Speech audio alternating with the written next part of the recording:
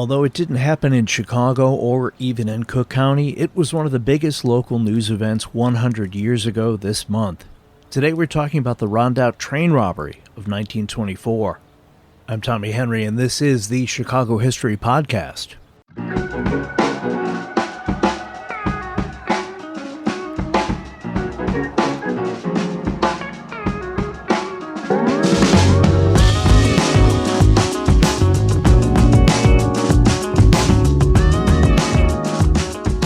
It may seem inconceivable that train robberies would still be happening well into the 20th century, but indeed they were. In October of 1923, the Des Outremont brothers, twins Ray and Roy, 23, and their 19-year-old brother Hugh, attempted to rob a Southern Pacific Railroad train at Tunnel 13 in Oregon's Siskiyou Mountains. That heist ended in disaster. The mail car was burned, no loot was taken, and 4 men died. Despite the lack of success, this event is sometimes referred to as America's last great train robbery. To that, I say fa! The most famous train robbery in U.S. history started here in Chicago and ended in Lake County in a small town called Rondout on June 12, 1924. While banks were an obvious choice for many robbers since, the beginning of the existence of banks, post offices and trains carrying mailbags were also a frequent target of thieves.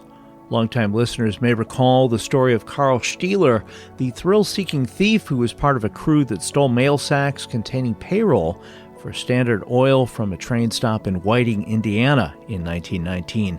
Stieler later spent his $45,000 take on cars, planes, and flying lessons from a school run by film star Charlie Chaplin's brother Sid. In May of 1920, a 24-year-old former mail clerk named Horace Walton held up an Illinois Central mail car, walking off with $500,000, more than $7.8 million today. As Walton was walking home, a patrolman became suspicious of the shifty man carrying the large sack and confronted him. Walton responded by shooting and killing the patrolman. Police surrounded Walton's house. Before the day was through, Walton met his demise from a bullet through the heart. August of 1920 saw another theft of a mail pouch, this time at the Illinois Central Railroad stop at the 111th Street station in Pullman. That pouch had slid down a mail chute with only 3 young boys and a messenger to receive it. Before the lads were able to get it into the idling mail truck nearby, 5 armed men drove up and grabbed the pouch. Just 4 months after Horace Walton's theft, the same icy train car Walton held up was robbed by 2 masked bandits. Their take, $100,000. More mail thefts occurred in 1921, including ones at Union Station, Mount Vernon, Illinois, East Quincy, Illinois, and the theft of an entire mail truck from the back of the Chicago Avenue Post Office in March of 1921. 1 month after the mail truck theft, a car pulled up near an empty field across from the Polk Street Postal Station. The 5 men got out of the car and began playing baseball. After playing ball for 4+ hours in the empty field, the men took notice of a mail truck backing into the station. Dropping their bats, ball, and gloves, the man ran across the street, pulling guns. Demanding the postal workers toss out the registered mail sack, the robbers scooped up the nearly 200-pound bag containing more than $50,000 in money and valuables and fled. Investigators noted that the robbers not only appeared to case the mail depot, but were very specific in what they wanted. That likely meant they had help. They had an inside man.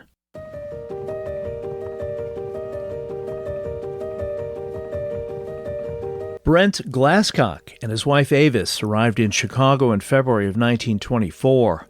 Glasscock was handsome, smooth-talking, and always impeccably dressed. He was also a notorious Kansas City gunman/bandit. His wife Avis was a trained nurse, which came in handy as Glasscock had a significant problem with ulcers. Waiting for the Glasscocks in Chicago was Herbert Holliday of Little Rock, Arkansas, and 4 brothers from Texas, Jess Newton, Joe Newton, James Willis Newton, and Wiley, also known as Doc Newton, collectively known as the Newton Gang. Brent Glasscock, while not a Newton, was a key member of the Newton gang. Growing up in Texas, the Newton brothers started their life of crime by stealing small things like watermelons. Soon they stepped up to bales of cotton, clothing, firearms, and of course, cash. Local police started to take notice of them, and a few of the brothers served time for vagrancy and bootlegging. Then they started robbing banks. Small towns were their preferred spots for bank robberies. Light security made it easy for the brothers to observe the bank's operations, find a hiding place, and wait until nightfall to cut the phone lines, break into the building, dynamite the safe, and escape in either Model T Fords or Studebakers. While the Newton brothers had become experienced bank robbers, their time in Chicago would be spent pulling off a different kind of big haul.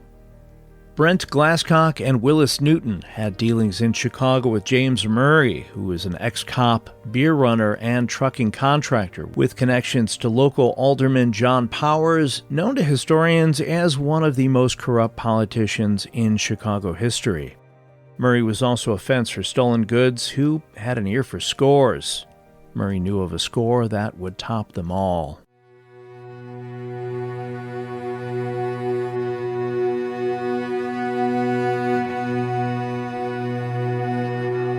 June 12, 1924, a few minutes after 9 p.m., Chicago, Milwaukee, and St. Paul's Train 57 pulled out of Union Station, heading north to Milwaukee and destinations west. This was not a passenger train. Of the 12 train cars, 9 were mail cars and 3 were express cars. Moments before the train departed, 2 men, Willis Newton and Herbert Holliday, walked through the station dressed in worn, dirty overalls carrying railroad lanterns. Anyone seeing them would likely have assumed they were employees and not given them a second glance. Newton and Holliday got on the train toward the front, out of sight of the engineer and crew. As the train sped down the tracks heading north, Newton and Holliday made their way into the engineer's cab. Confronting the engineer and the coal fireman, Newton and Holliday showed they meant business the most direct way possible, by pushing the barrels of their guns against the ribs of the surprised men. As the train approached Buckley Road, Holliday yelled for the engineer to apply the air brakes. The sudden stop startled some of the mail crew. Holliday ordered the engineer to back the train up so that the third car was directly across Buckley Road. Waiting at that spot were 4 stolen Cadillacs, 2 on the east side of the train and the other 2 on the west side. The clerks in the number 3 car opened their door to see the reason for the unscheduled stop, only to spot shadowy figures closing quickly on them. The clerks retreated back into the mail car, locked the door, turned off the lights, and got low to the ground per company protocol. The thieves, expecting this, started shooting out the windows of the cars.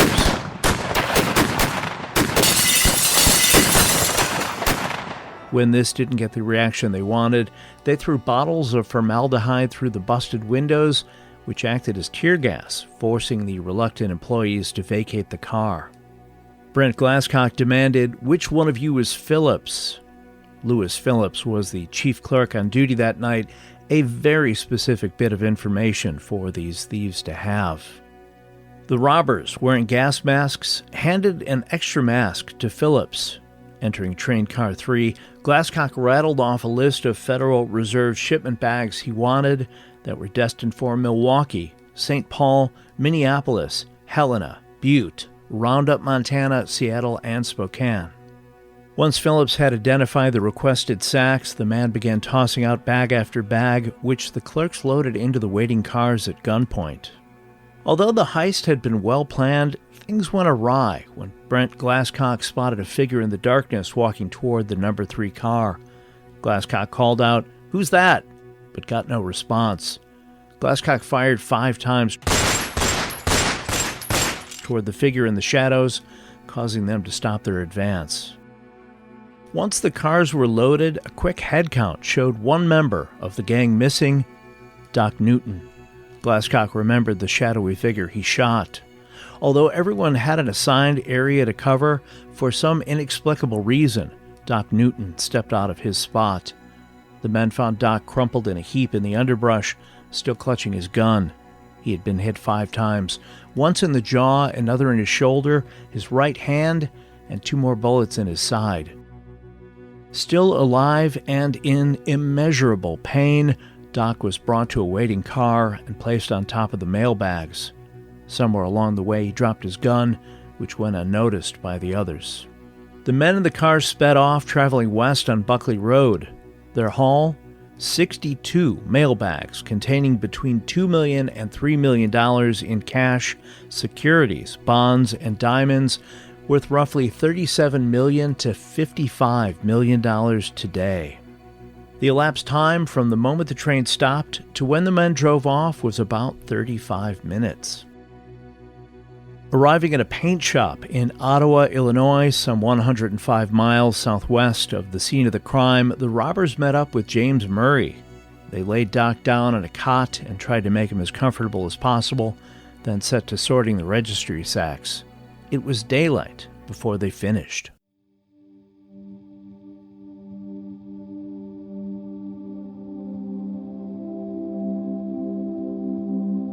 Soon after the thieves left the Rondout train, one of the railway employees made it to a phone and called a train dispatcher. An alarm was sounded all over northern Illinois and southern Wisconsin, and soon the Rondout train had the focus of the Chicago police, the sheriff of Cook County, the railway police, and a Chicago postal inspector named William Fahey. Fahey was a slim, well-dressed married man who began his career in Philadelphia. His beautiful, well-refined wife, Mary, encouraged him in his quest to become a top postal inspector. 2 years later, Fahey requested a transfer to Chicago. It was here he'd have the chance to prove himself. Fahey had a knack for solving postal crimes quickly. Part of his success was due to the considerable time he spent establishing underworld contacts. Fahey would arrange light sentences for his contacts when possible, and in exchange, information crucial to solving crimes would come to him without much effort. It seemed nothing would stop William Fahey from reaching the top spot in postal investigations until something did. His wife Mary died suddenly at the age of 32, just a few weeks before Christmas, 1920. Inconsolable with grief, Fahey began drinking heavily and hanging out with shady cops, sketchy women, and, most notably, James Murray, one of the crew that planned the Rondout train heist. Fahey was soon known as a big spender at nightclubs, clearly living above his salary as a government postal inspector. Although Inspector Fahey had the farthest to travel to the Rondout heist location, he was one of the first to arrive. As the other officials reached the scene, Fahey reportedly announced, "Thank you, gentlemen. This is now in our hands. The post office department will take care of it." Searching the scene for clues, investigators found the gun Doc dropped, but it could not be traced as the serial numbers were filed off and there were no usable fingerprints. The discarded gas masks were also of no use as they were common following World War I and could easily be purchased. The next morning, after they finished sorting through all the mail sacks, the crew ditched the stolen cars and empty mailbags at various remote spots around Illinois. One of those cars would be discovered by a farmer near Joliet, Illinois, the first significant clue. Early in the afternoon, the day after the robbery, 3 of the heist crew took the wounded Doc Newton to Chicago, hiding him away in a garage at 6244 South Ellis Avenue. James Murray contacted a friend of his named Walter McComb and asked McComb if he would let them use his place for a friend to hide out, explaining the friend had been shot in a rum-running skirmish and needed a doctor.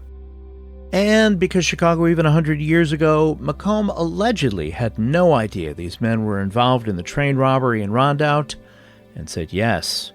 Under cover of night, Doc was brought to the McComb house at 53 North Washtenaw on the city's west side, and a local doctor was called. The doctor assessed Doc Newton and said he needed to go to a hospital.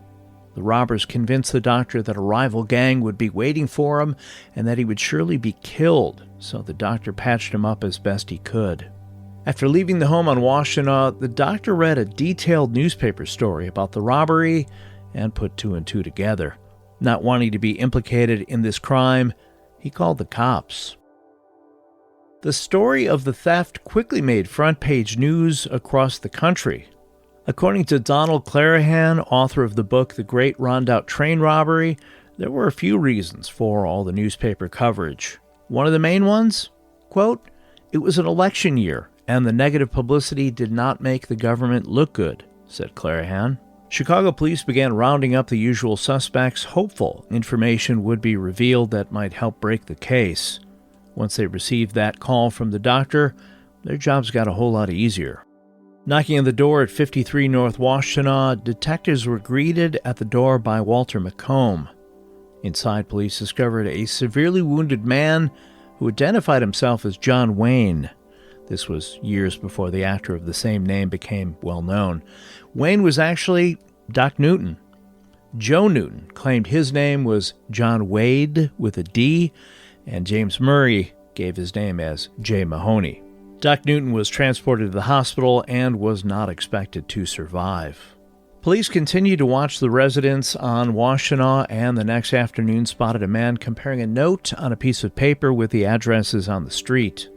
As the man approached 53 North Washtenaw, police stepped out and arrested the man, who said he was J.H. Watson.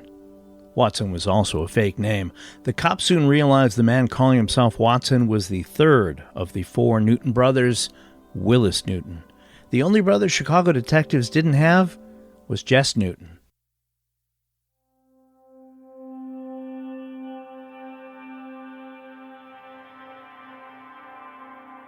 There were a few aspects of this story that were curious to investigators. These robbers seemed to know much about the train's layout, schedule, and contents of the train cars. The Newton brothers were known for their exploits robbing banks, but train heists, especially one of this scope, were outside their usual skill set. Gradually, information began to come to light. Before the robbery, William Fahey, the postal inspector from Chicago, had asked one of the mail clerks on Train 57 how well the train would be guarded, explaining he was making a security check. Fahey then entered the third car, which contained the registered sacks of mail. Fahey then stopped to talk with the foreman in the registry section at the main post office to request a daily list of all the big registry shipments scheduled for delivery to important stops, focusing on Milwaukee and Indianapolis. Although the foreman had never previously received such a request, he furnished Fahey with the list for each night over the next several weeks. Investigators suspected someone on the inside must have supplied the robbers with key information about the train, so the day after the robbery, a call was made to Assistant Inspector in Charge Charles H. Clarahan of the New York Division.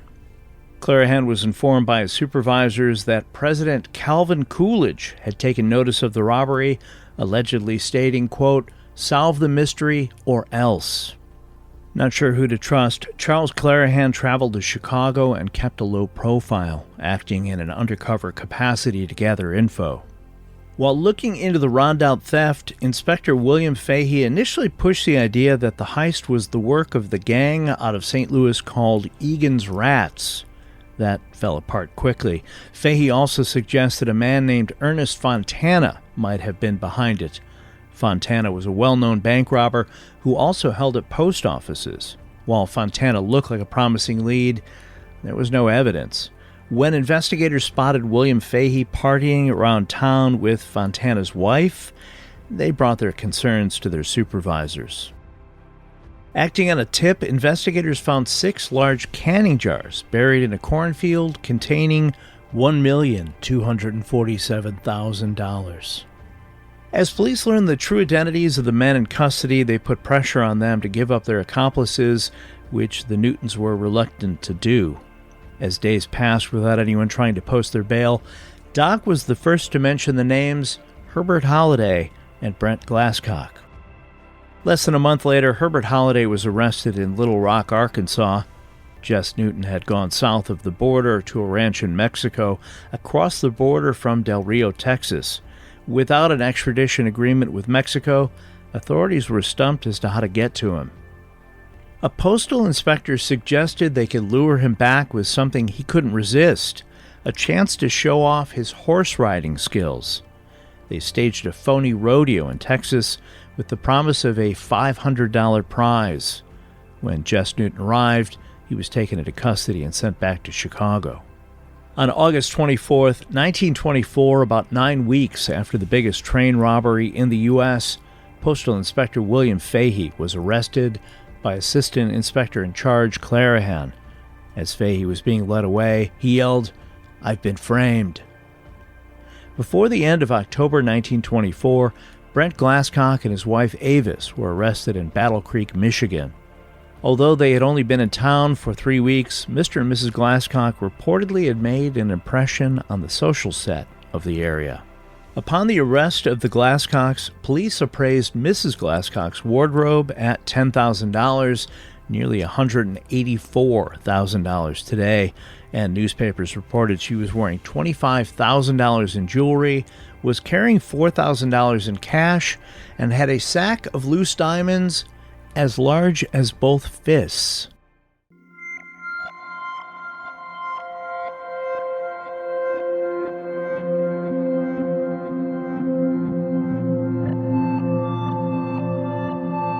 The trial began on November 11th, 1924, just 5 months after the Rondout Train Robbery. After a 2-week trial and closing arguments, the case went to the jury for deliberations. In all, 8 men were convicted in federal court and sentenced within 7 months of the robbery. Although some of the money would eventually be recovered, much was not. Author Donald Clarahan, whose grandfather was Assistant Inspector in Charge Charles Clarahan, shared this in a 1991 interview. Quote, "I still contend there are $1 million in negotiable paper, stocks, securities, and bonds still unaccounted for." William Fahey, the alleged architect of the heist, was sentenced to 25 years, the maximum penalty. He died in 1943 at the age of 55 from lung cancer, which he may have contracted during his 13-year stay in the federal penitentiary in Atlanta, Georgia. Fahey refused offers of a commutation of his sentence if he confessed to the crime, even serving 7 additional years beyond when he could have been paroled. A lawyer who took part in the case against Fahey was quoted as saying, "I believe he served the 7 additional years so he could always say to his son that he went to prison for a crime he didn't commit." Fahey is buried at Calvary Cemetery in Evanston, Illinois, next to his wife Mary. Jess Newton, the oldest of the Newton boys, served 9 months of his 1.5-year sentence for the train robbery. When he was released, he returned to his ranch in Mexico and lived a quiet life. As he had served 6 months in the armed forces during World War I, his headstone reflects his service in that war. Jess Newton died of lung cancer in 1960 at the age of 73. Helping support the phrase, "a tiger can't change its stripes," was Doc Newton, who not only recovered from his wounds and was sentenced to 10 years in Leavenworth Prison in Kansas, was charged in 1968 with attempted burglary of a bank in Rowena, Texas. Although he was 76 years old at the time, Doc exchanged gunfire with the local sheriff's department before being wrestled to the ground. It was thought the getaway driver might have been his brother Willis, although that was never proven. In 1973, half a century after their heyday, the aging Willis and Joe Newton, longtime residents of Uvalde, Texas, met with writers Claude Stanush and David Middleton to chronicle the gang's history in a documentary and memoir called The Newton Boys: Portrait of an Outlaw Gang. Willis Newton explained to the authors, quote, "Bonnie and Clyde was just silly kids bound to get themselves killed. We wasn't at all like them. We wasn't thugs. All we wanted was the money, just like doctors, lawyers, and other businessmen. Robbing banks and trains was our way of getting it. That was our business." Doc Newton died of causes related to arterial sclerosis in 1974 at the age of 83. His death certificate lists his usual occupation as farmer. Willis Newton, the 6th of 11 children, died of respiratory failure in 1979 in San Antonio, Texas. He was 90 years old. In addition to the year in prison he served for his part in the Rondout heist, Joe Newton later served a 10-year sentence at the state penitentiary in McAlester, Oklahoma, for a robbery he swore he did not commit. He was released in 1946 and moved to Uvalde, Texas, where he ran a cafe. Joe Newton was the last surviving brother of the Newton gang and saw renewed interest in the 1980s about his days of being a criminal, even appearing on The Tonight Show with Johnny Carson. My first guest is a gentleman who's one of the Newton brothers. Would you welcome Joe Newton? Joe?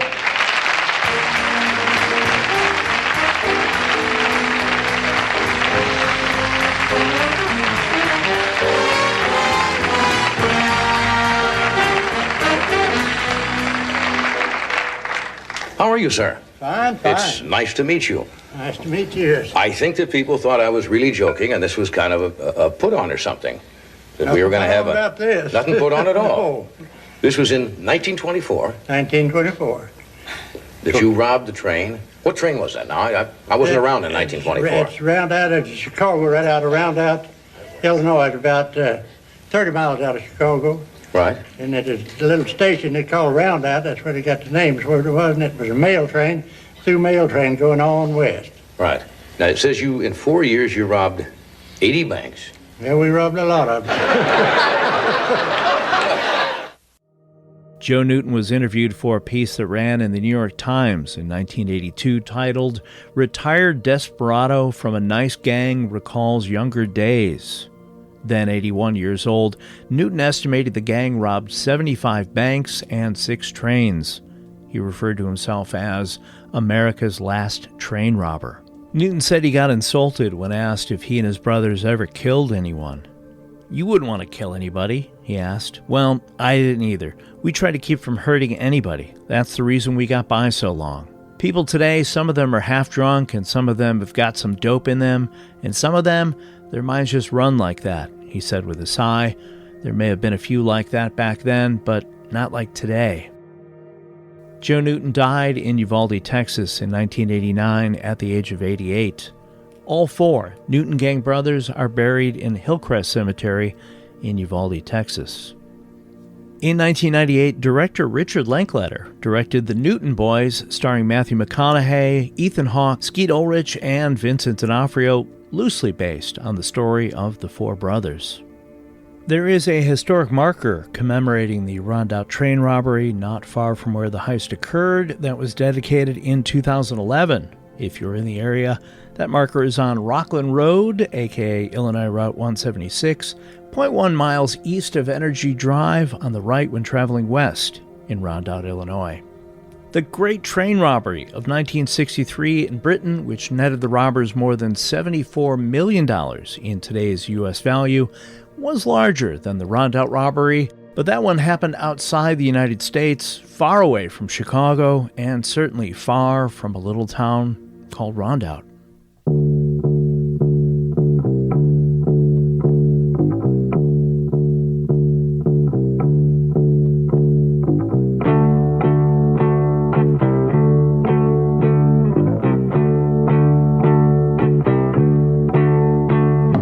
Today's episode about the Rondout Train Robbery of 1924 was researched, written, narrated, and edited by me, Tommy Henry. If you have an idea you think would be a good fit for the Chicago History Podcast, I would be thrilled to hear about it. Send me an email at chicagohistorypod@gmail.com. I have links to some of the books I used in researching this episode in the show's notes. As always, any of the items you purchase through those links, not just the ones I've listed, may generate a small commission and help offset the cost of making this podcast at no additional cost to you. If you enjoyed this podcast, please leave a 5-star rating or even better, a written review, especially if you listen on Apple Podcasts, as it will help the podcast grow and reach new fans. Your review may be featured on a future episode or on social media. The Chicago History Podcast logo and the art used on the social media pages was created by John K. Schneider, Top Notch Johnny. If you need creative work done, email him at angeleyesartjks@gmail.com. I'll be back soon with another chapter in Chicago's history. Until then, get out and explore when possible. Learn more about whatever city you live in, and stay safe.